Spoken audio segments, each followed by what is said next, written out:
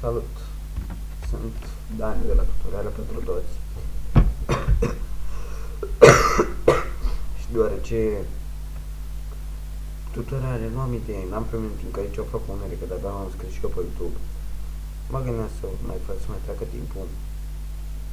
Hai să fac și eu niște gameplay-uri. Cred că seara să fie și de acolo videouri.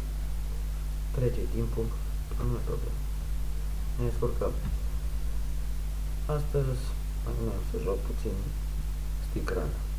Dacă știți, probabil toată lumea are Facebook, toată lumea a văzut despre ce e vorba. Ce să facem? Încercăm.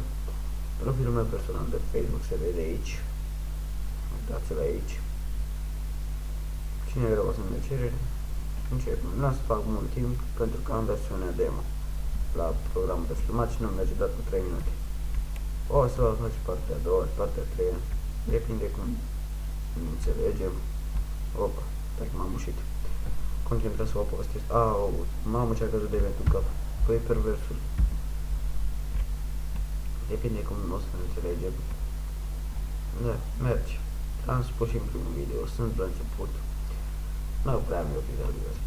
Ne descurcăm cu puțin, încet, încet. Printre-unul, printre-altul.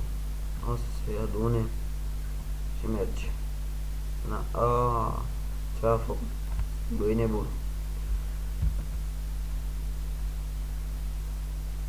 Da, și merge. Mamă, dar ce alunecă ăsta. Băi, te-ai dat cu aug.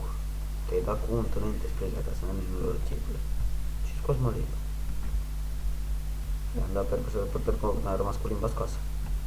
Hăt, zârmi. 2 6. Dați vă un share la video, subscribe la contul Tutoriale pentru Toți, un tutorial, un gameplay, un ceva, o să devin și eu mai cunoscut. Cam atât pentru acest gameplay, eu mă rog și la aceștia. Bun, cam atât pentru acest gameplay, vă mulțumesc că ați vizionat, vă aștept un subscribe și un share. Vă mulțumesc și ne mai auzim.